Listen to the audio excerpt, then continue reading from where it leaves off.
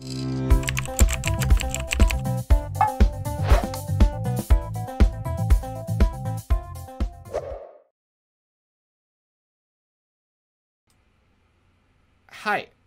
it's my sheer pleasure to welcome you in this brand new video series devoted to the black repertoire after move 1 e4. Unlike most video courses, this course actually recommends 2 full repertoires in just one course. And for this repertoire purposes, I've picked 2 rather unknown yet very interesting sidelines. So obviously we've got a lot of very theoretically sound, like most sound choices, such as e5, for example, which is a move I've not only played for my entire life, but I've even written a book on it. You've got, you've got Sicilian, you've got the Caro-Kann, you've got the French, but the downside is, for many club players, for most club players, this is a daunting problem. This is a huge issue that you need to know a ton. You need to know so many theoretical options white has, and how to encounter them. So I've decided that in this course I wouldn't be chasing the theoretical soundness and computers, approval and 0-0 in evaluation in every line. Instead, I'll go for 2 variations which cut down on theory as much as possible and which give us very interesting, fun and fighting positions to work with. So the first systems that I'm suggesting here runs d6, and after d4, knight f6, knight c3, we are looking at a very interesting line c6, which is way less popular and way less known than the Perk and then the Philidor, and in fact it happens to be a little bit of a mixture of both. So with the move c6, black doesn't define his plans yet, and he says, okay, for example, after f3, he can play e5 and get the Philidor position. It's just that white already made the pretty dumb move f3, which disables him from playing f4 and prevents him from going knight f3, hitting the pawn. So if needed, black can switch to such positions. If needed, black can easily switch to the Perk positions at some point as well. So these positions tend to be highly interesting. Now, the type of positions that you'll be getting will really depend on white's next move. There are 2 main lines here, which are knight f3 and f4. If white goes knight f3, we continue bishop g4, intending to first get the bishop outside of the pawn chain and later play e6 and d5. If that happens, we'll get a typical French or a typical Caro-Kann sort of a pawn structure, where actually the bishop will be already outside of the pawn chain, which of course is fantastic for us. Now, I'm not trying to make it sound like black, easily achieves everything he's looking to get and immediately gets an advantage or wins by force or something. Of course, I'm not trying to lie to you and say I've refuted the game of chess or the move 1 e4. But while there are still some theoretical problems for black to solve, conceptually, this opening is very healthy. And of course, most white players at a club level and more advanced in that tournament level, at a level of 2000, 2100 FIDE, they'll have no idea what's happening here. It's a very rare line. For example, here, if you look at the database in this position, you will understand that the Perk and the Philidor each are like 5 or 6 times as popular as the move c6. So white players don't even get to this position all that often because there is, other systems like e5 or c5 and move 1 car or French, and when they do, they see the move c6 once in like 10 or 11 games, which clearly doesn't make them particularly willing to study it deeply, and that's exactly what we want to benefit from. So the rising positions, I think, after knight f3, bishop g4 are very fun for black.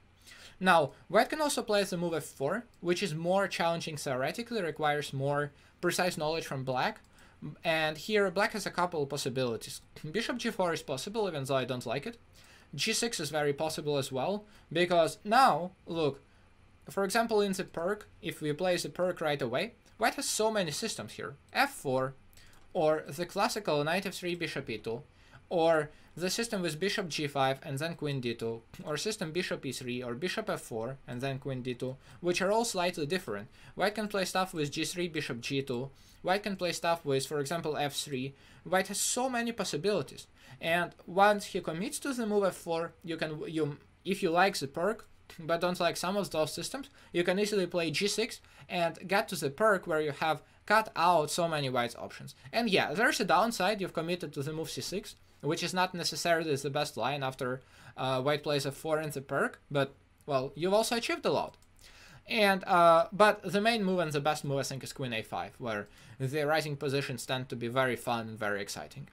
And I definitely agree that white, if he is prepared, he is capable of retaining a slight advantage. However, it doesn't matter. You've got to understand, you're facing human beings. You're not facing ancients or top grandmasters who just wipe you out of the wipe you off the board if you make, you know, one slightest mistake. You're playing human beings who would be very uncomfortable playing a system they are not that well versed in. And very importantly, what really matters is whether you are aware of the typical plans, whether you know very well what you're doing, where your pieces want to go, what you want to trade, what you want to achieve, as opposed to, you know, chasing some plus 030 according to the ancient, which most players cannot even tell if it's better or not. So these positions tend to be very exciting, and I'm very delighted to be showing them to you. Now, on our way here, we've also got to study a couple alternatives such as f3 or bishop d3, which tend to be very serious theoretical moves, or even such a move as knight d2, which looks quite lame, but even after that move you still need to know what you're doing. And of course we are doing all of that. A good news as well is that if you ever want to switch, let's say, to the Philly door and play e5 after knight c3, knight c3, e5, if you study this repertoire, well, you'll already know what to do versus f3 and versus bishop d3, which happen to be rather, as I said, challenging theoretical possibilities. So you'll only need to pick a couple of lines, not the whole thing from a new. Then, something that's very important, and I'm very happy that I've done that, is this. So to my huge surprise, most analysis and most books, courses on the Philidor or perk start discussing only the rising position. But in fact, white also has a move knight c3 here, which can be actually quite challenging, if not theoretically then practically. For example, you go knight f6, white plays not d4 but f4. Now, what do? If you play c5, you end up in the Sicilian, which you most likely have no idea about considering you're studying the Czech perk, right? Or Philidor. And, well, I'm just assuming you don't play the Sicilian or some other openings. So you'll be in a lot of trouble if you go here, because lines like this, where, for example, white quickly tries to play bishop c4, and then castle, and then throw a lot of kitchen sink at you with d3, f5, queen e1, queen h4, bishop h6, knight g5, well, they tend to be a problem. So they're absolutely, of course, you know, harmless for black theoretically, but you need to really know what you're doing. And of course our strong preference is not to go to the Sicilian from a different opening if possible. So here I've discussed a couple of possibilities we can go for, which involve playing d5 and playing e5. And objectively speaking, both of these moves I think are not best. I think clearly the best move here is c5, going for the harmless version of the Sicilian, but practically both of them are absolutely, you know, are very, well, they allow you to cut down on the need for theoretical research a ton, and they're very sound as well. White might be able to stay slightly better after both of them, but those are very interesting playable positions. And I'm very happy that we've got this covered. So you have one full repertoire already versus one e4. And of course, I'm also covering such moves as, say, g3 in this position or some other random stuff which is not really popular, but you might want to know. Now, I wanted to give you a backup line, and that line is a little kind of too funky for it to be a separate repertoire, so I thought it would be a very good idea to have two repertoires, because you wouldn't need to know a lot anyway. So, the next line we are discussing runs knight f6, the Alekhine, but a very special Alekhine. And, well, of course, after knight c3, black has no theoretical worries. I would much rather just go e5 and play e4, e5, where white cut down and cannot play the Italian, the Scotch, the Rai Lopez, and has to, you know, stick to some lame 4 knights or something dull like this. But I understand you might not want to do that. And of course you can play d6 and just get to a position we had just discussed, which is actually quite, you know, nice, because possibly you just want to experiment with the move order, but are not ready to meet this Alekhine, and then you just go back to your stuff. A lot of flexibility, a lot of versatility involved in this repertoire. But also, of course, the real Alekhine move would be d5, and we are discussing in detail both e5 and e5, and I think the rising positions tend to be absolutely fine for black theoretically. We do need to know what we are doing, but black equalizes without significant issues. Now, the real threat, of course, to the Alekhine, and by the way, we also cover all the crappy moves like, say, knight f3, or bishop c4, or d3, and they're all stupid, but you need to have some idea of what to do. But of course, the main threat to Alekhine is the move pawn to e5. And here, I've decided to recommend a very weird, a very sketchy looking, yet a very interesting move, knight to g8. Now, before you start laughing and before you close the window with this video, I would like to say that I have some credentials to boast of. Namely, Carlsen played this line, Mamedyarov played this line, several grandmasters played this line, I played this line. Well, that some of you can consider a disadvantage as it spoils the average rating of the list I had just brought up. But seriously though, I really believe that this line is in fact a lot more complicated than people think it is. And after d4, d6, it's either ed6 or knight f3, the two main moves that white tends to try. But I believe that after both, for example ed6 here, if you just compare this position with, let's say, the classical Alekhine, which arises after knight d5, let's say d4, d6, c4, sorry,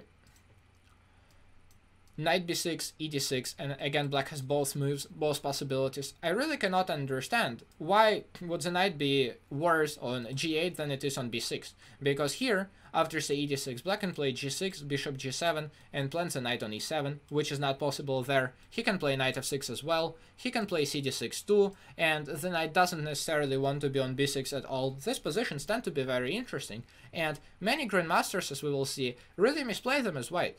So yeah, white objectively of course keeps some advantage, there is no doubt, but practically it's super exciting. And finally, the main theoretical kind of challenge here would be the move knight f3.